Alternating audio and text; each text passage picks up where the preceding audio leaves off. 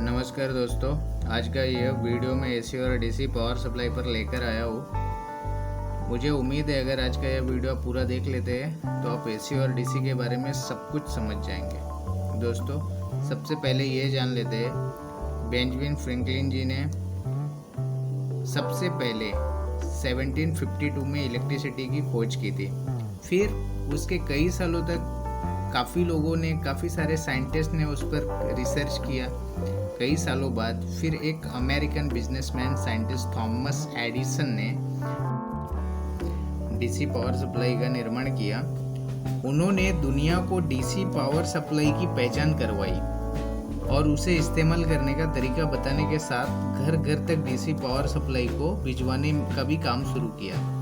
और कुछ सालों बाद निकोला टेस्ला नामक एक नवयुवक साइंटिस्ट ने एसी पावर सप्लाई की पहचान की और पूरी दुनिया को एक ऐसी सौगात दे दी जिससे सारी दुनिया ही बदल गई। दोस्तों, आज के वीडियो में मैं इन साइंटिस्ट के बारे में तो ज़्यादा बातें नहीं करूँगा क्योंकि हमारा आज का टॉपिक एसी और डीसी पावर सप्लाई सिस्टम को लेकर है। तो दोस्तों, पहले तो आपको एसी पावर सप्लाई यानी अल्टरनेटिंग करंट के बारे में जानकारी दे दूँ। दोस्तों, यह वो पावर सप्लाई है जिसे हम अपने घरों में यूज़ करते हैं, जिसकी मदद से लाइट, फैन, टीवी जैसे कोई भी इलेक्ट्रिकल होम अप्लायंसेस हम अपने घरों में चलाते हैं। जैसे कि वीडियो में मैंने आपको पहले ही बताया था, पहले डीसी पावर सप्लाई की खोज हुई थी, पर एसी पावर सप्लाई यानी अल्टरनेटिंग करंट जो कि पॉजिटिव निगेटिव के वेव फॉर्म में रन करता है। आप वीडियो में दिखाई दे रहे इमेज के माध्यम से थोड़ा अच्छे से समझने का ट्राई कीजिए, मैं आपको समझाता हूँ। अगर आप इसे ध्यान देखेंगे तो आपको समझ में आएगा। हम सब जानते हैं हमारे इंडिया में सप्लाई फ्रीक्वेंसी 50 हर्ट्ज है, यानी इलेक्ट्रिसिटी 1 सेकंड में 50 बार अप डाउन साइक्लिंग करती है। अर्थात कह सकते हैं एसी सप्लाई 1 सेकंड में 100 बार अपना डायरेक्शन बदलती है, जिसकी वजह से इसमें कंटिन्यूसली मैग्नेटिक फ्लक्स जनरेट होता रहता है। इसी बनने वाले फ्लक्स की मदद से ट्रांसफार्मर द्वारा हम इस सप्लाई को कम या ज़्यादा करते हैं, जिसकी वजह से यह सप्लाई बड़ी आसानी से एक स्थान से दूसरे स्थान तक जा सकती है। ट्रांसफार्मर पर तो इस वीडियो में ज़्यादा डिस्कस नहीं करेंगे, उसके लिए मैं आपको एक अलग से जल्दी ही वीडियो दे दूंगा। दोस्तों, आज हम चाहे जहाँ से जहाँ तक भी देखें, हमें हर जगह एसी पावर सप्लाई दिखाई देती है। ओवरहेड से लेके अंडरग्राउंड तक सारी केबल्स एसी सप्लाई ही फ्लो कर रही होती है। इंडस्ट्रीज में चलने वाली बड़ी बड़ी मोटर्स, बड़ी बड़ी मशीनरीज एसी पावर सप्लाई से ही चलाई जाती है। हम चाहे कितने भी ट्रांसफार्मर या स्टेबलाइजर्स, बड़े बड़े पैनल्स भी देखते हैं, वो सब में भी यही पावर सप्लाई रन कर रही होती है। दोस्तों, ठीक है, चलिए अब चलते हैं डीसी की ओर, जानते हैं डीसी पावर सप्लाई के बारे में।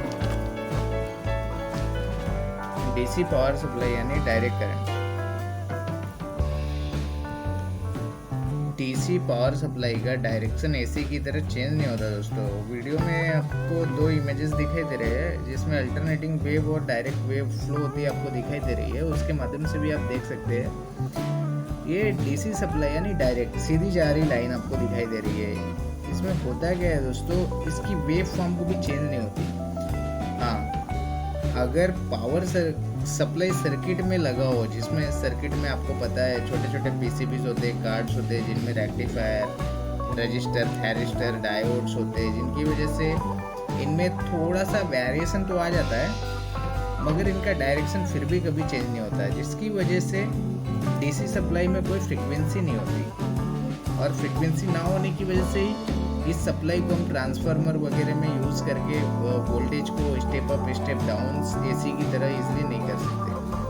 हाँ, एसी और डीसी में एक चीज़ सिमिलर होती है, ये दोनों ही सप्लाई को जनरेटर द्वारा जनरेट किया जा सकता है, पर ट्रांसफार्मर द्वारा इसका यूज़ नहीं हो सकता। इसलिए इसको दूर तक ले जा पाना बहुत मुश्किल होता है।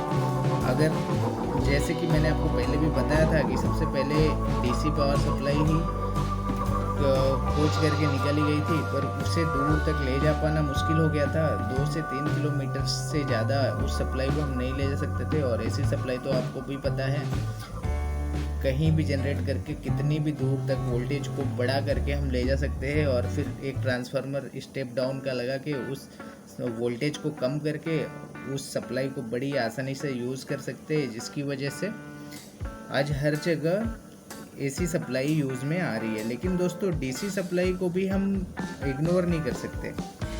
डीसी का भी हमारे जीवन में बहुत ज़्यादा महत्वपूर्ण उपयोग है।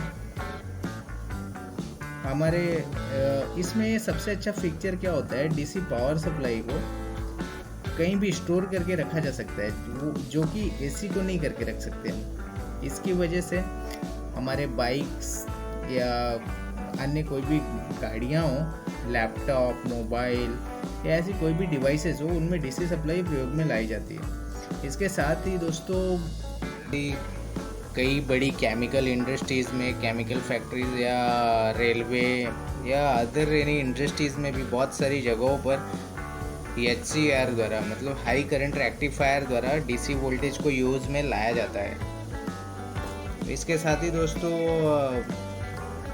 और भी काफ़ी सारी चीज़ें एसी और डीसी में सिमिलर मिलती हैं, यूज़ में लाई।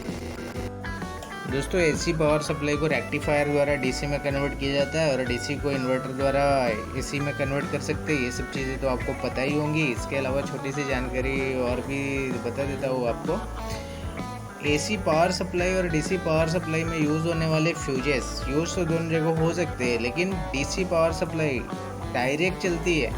एसी पावर सप्लाई आपको वेव फॉर्म से मैंने दिखाया ही था, वो अल्टरनेटिंग फॉर्म अप डाउन होते हुए चलती है। मतलब एक बार बढ़ी हुई वोल्टेज आती है प्लस में, फिर माइनस में जाती है, फिर प्लस में आती है। इसलिए उसमें वोल्टेज सेंसिंग कैपेसिटी के लिए कम रेटिंग का फ्यूज़ भी अधिक वोल्टेज पे चल सकता है। लेकिन जैसे आपको बताऊँ छोटे से एग्जांपल से, तो 250 वोल्ट के लिए आप जो फ्यूज़ अप्लाई कर रहे हो एसी सप्लाई में, वो आप अगर डीसी में लगाना है आपको, तो आप 40 से 50 वोल्ट पे ही यूज़ कर पाओगे, और बड़े वोल्टेज के लिए आप उस फ्यूज़ को नहीं यूज़ कर सकते। तो यही सारी बहुत सारी ऐसी डिफरेंट बातें हैं। अगर आप देखने जाए तो जैसे जैसे आगे बढ़ते जाएंगे आप हमारे वीडियोस में, हमारे चैनल्स पे, तो आपको सारी चीज़ें अच्छे से समझ में आती रहेंगी। चलिए, तो फिर इस वीडियो को यही ख़त्म करते हैं। हमारे चैनल को सब्सक्राइब करके हमारे साथ बने रहे दोस्तों। इसी तरह के इलेक्ट्रिकल रिलेटेड वीडियोज़ आगे भी पाते रहने के लिए जय हिंद।